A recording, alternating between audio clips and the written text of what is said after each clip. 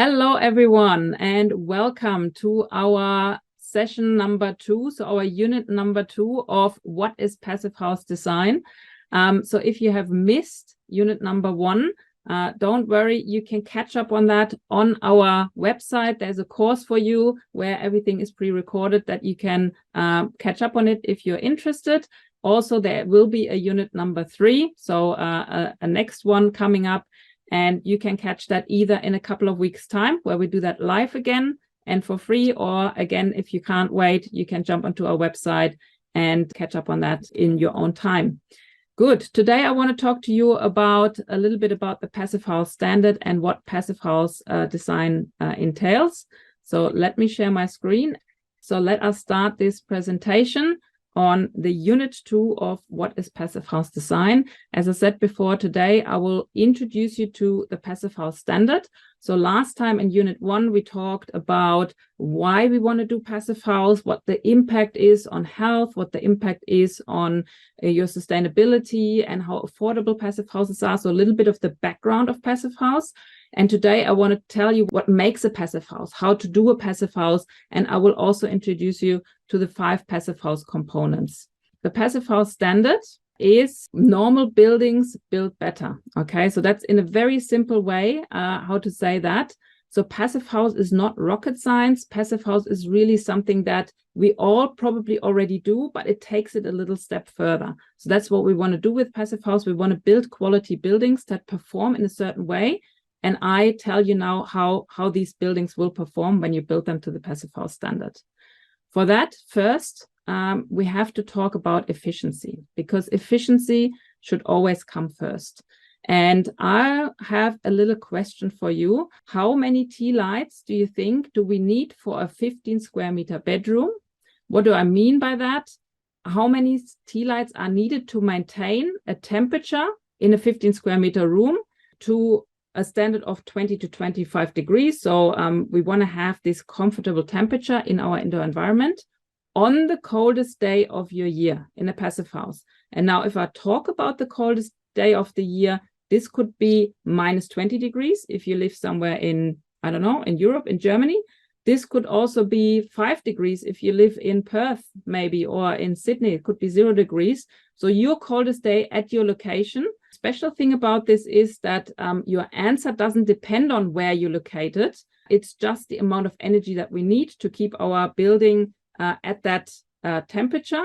And I'll tell you in a second why this works. So the answer to that is you need 5 tea lights to maintain the temperature in that 15 square meter room on the coldest day of the year in a passive house. Yeah, and what changes, obviously something needs to change. We can't just use 5 tea lights, whether it's minus 20 or 0 degrees. What changes is the thickness of your thermal envelope. So the protection of your building needs to change, that needs to adjust. So obviously in a very harsh climate, you need a thicker buildup. And in a milder climate, you need a thinner buildup. That will change, but then the amount of energy we're allowed to use in a passive house, that will always stay the same, because that's despite your location or climate. I want to remind you on this. I think I mentioned that in our previous unit already, that the most sustainable energy is the one not used. So first, we want to always look after our efficiency, how efficient our building is. We want to save energy first. And then after that, we want to look at other steps like producing energy and storing energy. I'll come to that in a second. So efficiency comes first, and that's what Passive House is doing. So I explain it to you here a little bit different again. So Passive House allows us a certain amount of energy. So in summer, that means that Passive House allows 10 watts per square meter through our building envelope into our building. That's what it allows to get into. And this doesn't matter if you're now located in Sydney, if you're located in Hobart, or if you're located in, I don't know, somewhere in Greece or in Europe or somewhere where it's really hot. And in winter, we're allowed 10 watts per square meter to leave our building envelope. Okay, and again, this doesn't matter if you're located in Melbourne, or if you're located in Brisbane, or if you're located somewhere in the UK. It's always those 10 watts per square meters. Obviously now your protection, your thermal protection, your thermal envelope would adjust. So in the UK, your thermal envelope would be thicker than somewhere in Brisbane, but the amount of energy we're allowed to use that always stays the same. And that's what the definition of the Passivhaus standard is. And so this is not location dependent. So the standard is not location dependent. The standard is always valid for any location. And this is what the Passivhaus standard is here. So these criteria, that Passivhaus standard applies for all climates worldwide. And the climate data has to be adapted depending on the location. So now we're looking at our location, at our climate zone, at our specific project, and we're now adjusting the climate data, but we still want an outcome that we're using this really low amount of energy for our building, no matter where we are. And PHPP, that's our Passivhaus software, our certification software, that has the climate data sets available from around the world. If you don't have a location, a data set from your location, that can be purchased if it's not included, and they will make one up for you. So this is all what we need to do. And then our heating demand. So you can see here, this is what's written in the standard. Our heating demand needs to be lower than 15 kilowatt hours per square meter a year, or our heating load lower than 10 watts per square meter. We are allowed the same amount of energy for cooling. So together we call that conditioning. And then we have here some other things like primary energy and primary energy renewable demand, which I won't go into too deep. That would be a little bit much for today, but you can learn all about that in depth if you want to join one of our courses. I want to just quickly say that there's not just one Passivhaus. Passivhaus has introduced some Passivhaus classes because they said, well, just passive is not good enough. So here the new Passivhaus standard distinguishes 3 classes. So that's 3 levels of quality. We have our classic. So that's the one that they started with, the original one. And we are now looking at this where we have a primary energy renewable demand of less than 60 kilowatt hours per square meter a year, but we don't have any, we don't have to produce energy yet. Okay, so that's not applicable for this class. But then when we come to a plus or a premium standard, then we need to start producing energy as well. So we need to start production on site. So and then this home becomes zero energy on paper. And then when we come to a premium, then we're producing sufficient amount of energy that we could theoretically be off grid. So we're producing more than what we're using. So our usage goes down, our production goes up. And that's how Passivhaus puts it into those classes. Now, I just said that Passivhaus allows you a certain amount of energy to condition your building. And you may have heard about something else, about zero energy buildings. Yeah, you may have heard those words around. And while they sound good, and it's a very good theory, sometimes it's not really clear what zero energy actually means. Yeah, so zero energy is not really defined. So zero could be zero on paper, but that doesn't mean that the energy is available when it's needed. So it meaning that when we produce the energy is a different time of the year or of the day than when we need to use that energy. Then real zero, would it now include the storage losses as well? If we're deciding to produce and store the energy, we need to account for those losses as well. And the real net zero would also include the embodied energy and the energy to recycle that building. Okay, so when we talk about zero energy buildings, sometimes not very clear what it means. Also, Passivhaus is on purpose not a zero energy standard, because if we build a building to a zero energy standard, it might become really expensive to build that, because now our thermal protection needs to be very, very big, very good, because now we need to allow for that harshest day, that harshest time of the year. And so our protection needs to be a lot thicker, and the buildings become more expensive, less affordable. And Passivhaus wanted to make sure that as many people as possible can actually afford the standard. Yeah, and that's why they said we're allowing some energy to use to condition our building, and that makes Passivhaus more affordable. So let's have a look at these classes again. So we always have a basic requirement for Passivhaus, and that's our very low heating and cooling demand of less than 15 kilowatt hours per square meter a year. And then on top of that comes the generation of renewable energy and a higher PER efficiency. PER stands for primary energy renewable, and primary energy renewable is the energy that we're producing. Yeah, so that needs to become more efficient. And so our classic is all about the first step that we always need to do, reducing our energy consumption. Then the plus is about starting to produce energy. And then the premium is about starting to store energy. Yeah, so that's always the order we should do things: reduce, produce, store. Because first, as I said before, the most sustainable energy is the one that we're not using, should always be the first step before we're starting anything else. And that's our renewable energy generation. First, we have nothing that we need to do, but then it increases for our Passivhaus standards up to 120 kilowatt hours per square meter a year. And our energy demand goes down from 60 to 45 to 30 kilowatt hours per square meter a year. So that's the different classes. Now, as I mentioned already, Passivhaus is not a zero energy building. We have this certain amount of energy available for us to condition our building, and a zero energy building is often not defined. The question is it not conditioned? Yeah, if we're talking about a zero energy building, or is it a zero on paper? Is it a zero consumption building, or is it a real zero over lifetime? So be a little bit careful when you're talking about zero energy buildings, that you know what you're talking about. But Passivhaus is clearly defined, and that's the beauty of it. You know exactly what you're getting, and you can tell your client exactly what they are getting from a Passivhaus. Okay, so that was a little bit of an introduction in the actual Passivhaus standard and what it means to build to the Passivhaus standard. Now I want to introduce you to the 5 Passivhaus components. Sometimes they're called principles. So I want to show you how to get to this standard and what you need to do and introduce to your buildings. So these are the 5 Passivhaus components. These are the ones that you need to look out for. So we need thermal insulation. We need to have a thermal bridge reduced design. We need to look after our airtightness. So we've got a certain airtightness level that we need to achieve.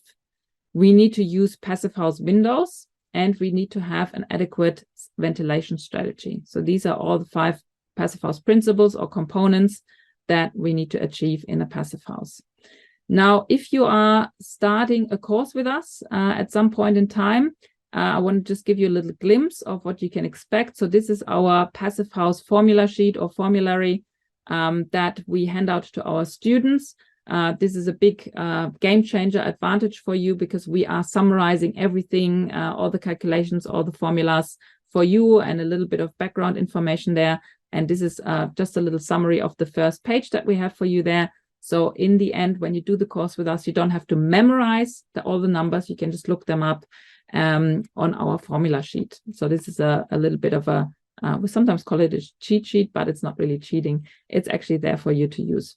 So here we are mentioning the 5 components as well. And I want to start with the first one. That's our thermal insulation. So I want to introduce you to what thermal insulation actually means. Okay, so thermal insulation.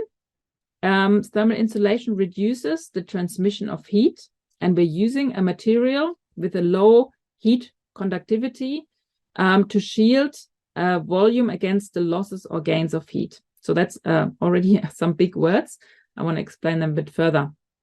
So heat conductivity means that how well a material transports heat. Yeah, so we have different materials with different characteristics. So a material like a metal that would conduct heat very well, and a material like timber or some kind of sheep's wool or something would conduct heat not as well. So that would be called an insulating material, a material that doesn't conduct heat very well. And we're using that material to shield our volume against the different temperature. Yeah.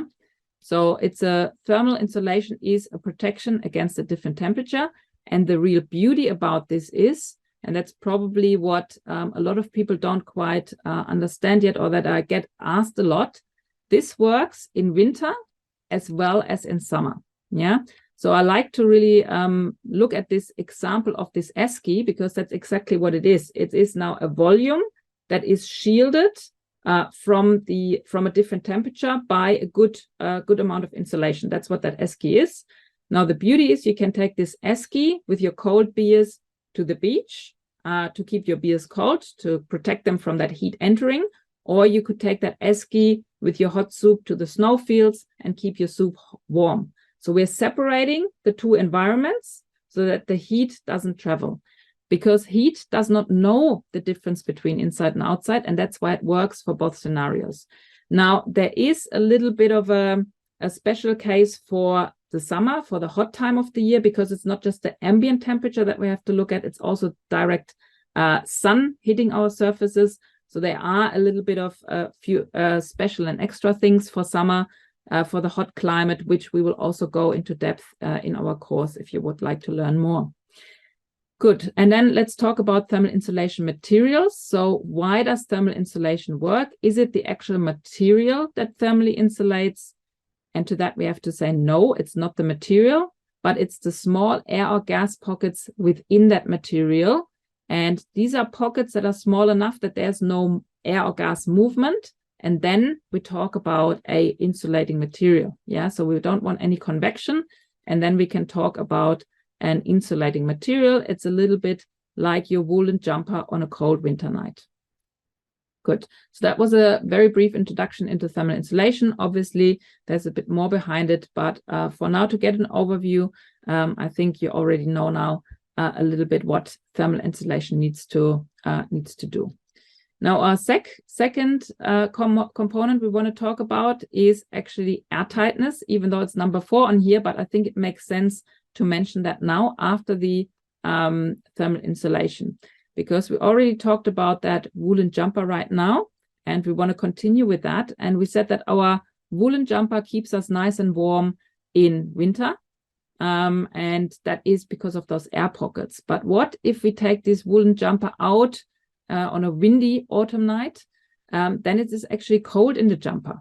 And why is that? It is because now these air pockets are disturbed by the wind, and then that insulating effect is diminished.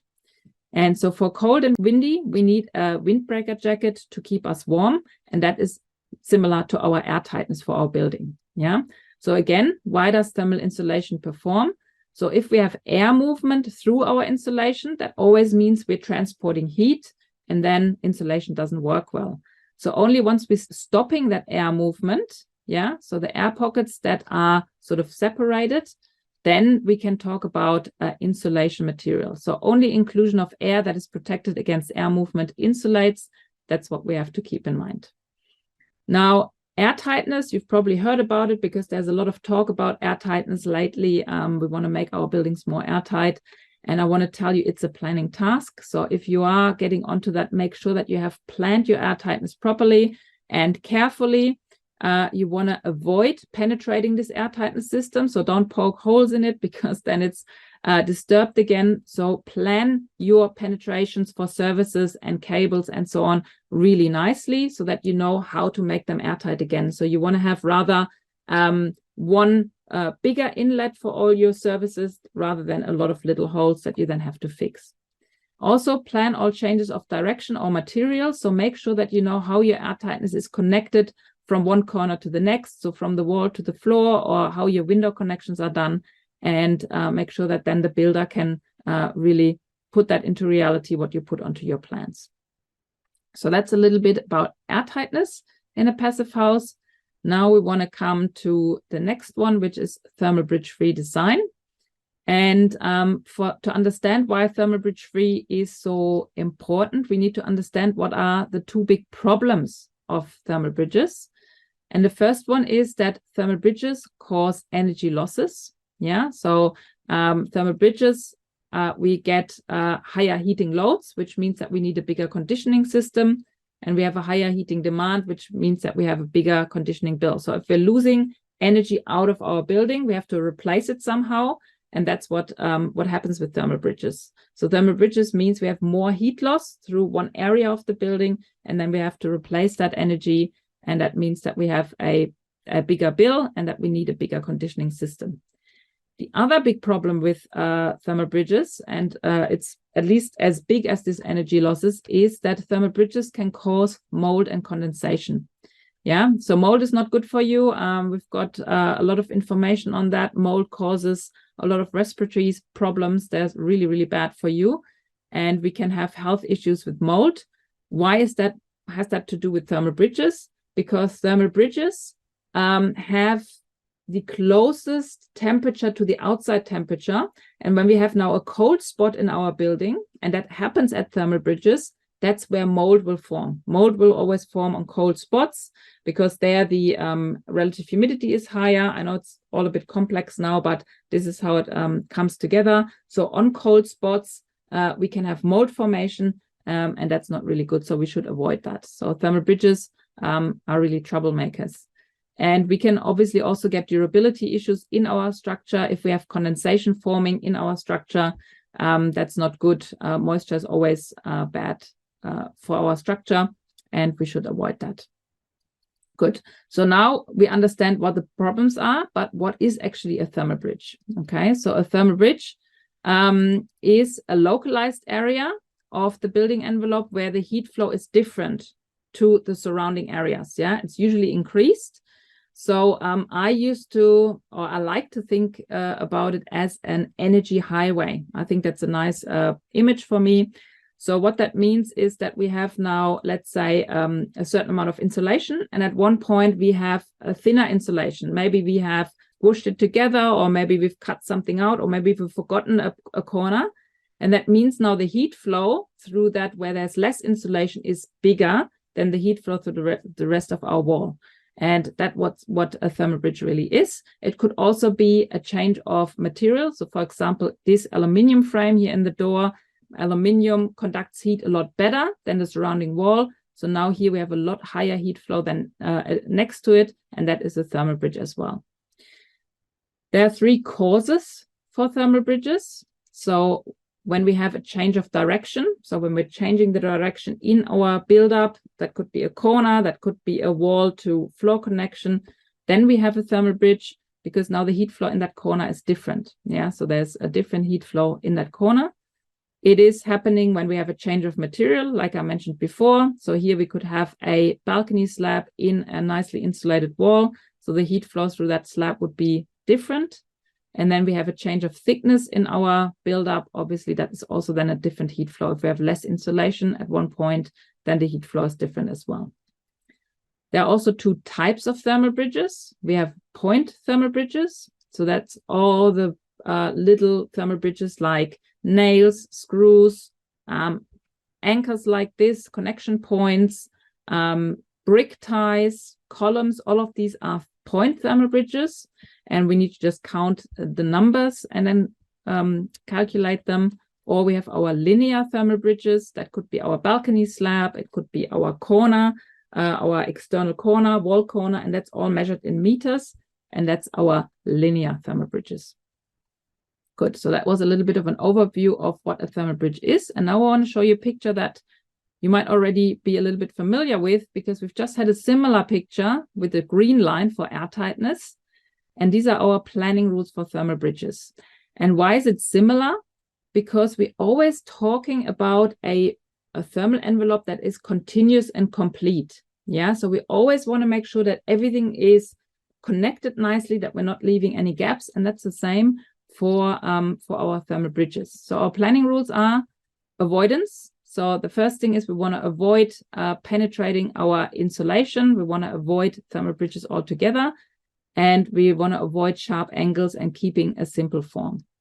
Then for penetrations, if we need to penetrate our insulation layer, then we want to use a material with a high thermal resistance, meaning don't use a metal beam, use a timber, or use a UPVC or plastic or something like that. Same for your window frames. Don't use aluminum, use timber, use UPVC, a material that has a higher thermal resistance so that there's less heat flow happening. And then our connection rule is we want to transfer our insulation layers without gaps at the connection details. And then we have a nice continuous thermal envelope. Good. Now we come to our Passivhaus windows. That's our next one, our next component. And the windows are really important. Yeah, windows are an important part of our design, but they're also the most significant weak spot of our building envelope. And that's true for heat transmission as well as for the risk of water and air leakage. But they're also the only part of the building envelope where we can make direct use of our sunlight, of our solar radiation that gives us the natural light. And they can be the heating system of our buildings. You know that probably in winter when you have the sun coming into your building, makes it nice and warm. And that's actually what we want. Yeah, so keep that in mind. Windows are really, really important. But how does a window need to perform, or how does glazing perform? Yeah, we've learned about thermal insulation, and now maybe we can look at windows similar. So a single pane of glass, with or without foil or coating, doesn't matter, is not sufficient. Why is that? Because we've just learned that the material is not what insulates, it's the actual gas or air pocket. Yeah. So if we have a pane of glass, the outside temperature just goes through. Glass is actually quite a good thermal conductor, and we would just have the temperature that's on the outside permeating through that glass to the inside. So what makes the difference? It's the air pocket with still air. And to create that, we need at least 2 panes of glass. Yeah, so double glazing is the minimum, because only then can we create this air pocket between the 2 panes of glass. Now I want to show you what a insulated glass unit looks like. So just quickly a buildup of that. So here the glazing forms that insulating glass pocket, and let's slide into the building. So in that space here where the spacer is, that's where your gas is in. Usually we're not using air, we're using a noble gas like argon or krypton to fill that space, because that makes it even more efficient. And the glazing can then be tinted or coated to reduce the solar heat coming in or solar radiation coming in. And that spacer seals the gas pocket. There's usually also another rubber seal to make that really gas tight, so that none of the gas can escape. And then we have here our glazing unit. Good. And the last component we want to talk about today is our heat recovery ventilation. Yeah. So now we've made our building envelope nice and tight and continuous. So we looked at our thermal insulation, at our air tightness, and our thermal bridge free. Now somehow we need to get, and we wanted to make our windows airtight as well. Now we need to get air into our building, yeah, fresh air into our building. And for that, we'll talk about the heat recovery ventilation. So getting air into our building, couldn't we just use natural forces? Yeah, couldn't we just open our windows? Now, the problem with that is that natural forces are not always available, and they change in their intensity.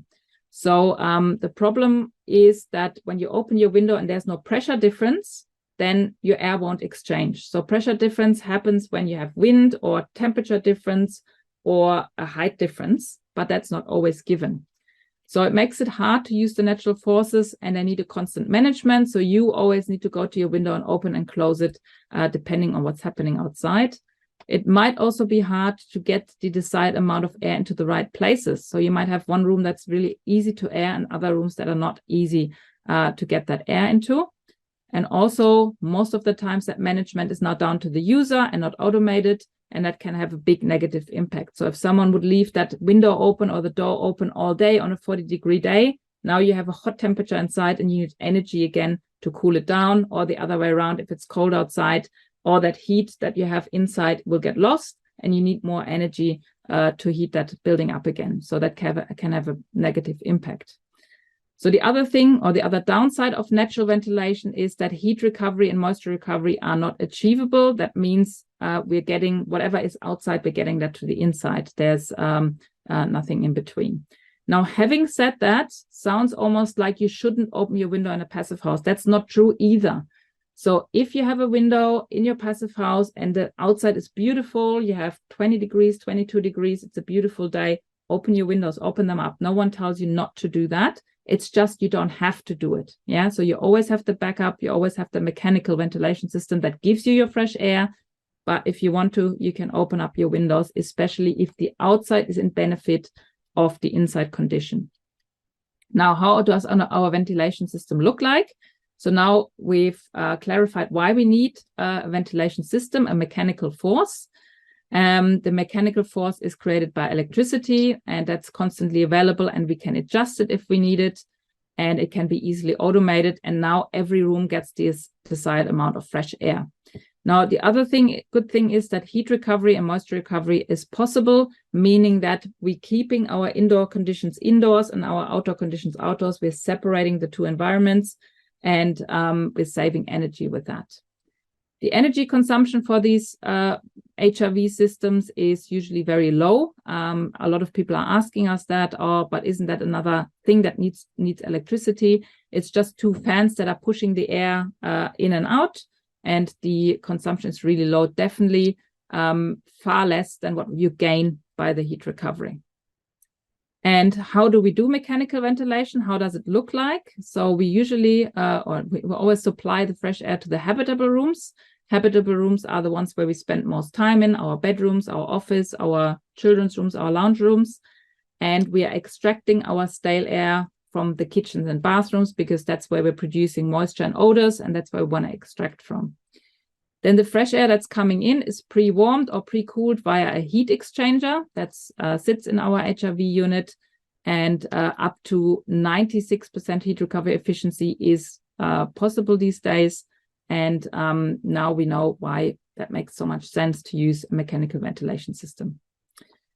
Good, so that's how mechanical ventilation works. And this is also the end of the presentation. I hope it gave you a good overview of how the Passivhaus standard works, how the 5 components work to achieve that Passivhaus standard. And obviously there's a lot more you can learn, a lot more in depth. So you can join us either for our 3rd unit, which will come in a fortnight, or you can jump onto that course on our website to already look at it if you want, if you can't wait, or if you don't want to wait for the 2 weeks, or otherwise I'm also happy to see you in one of our certification courses.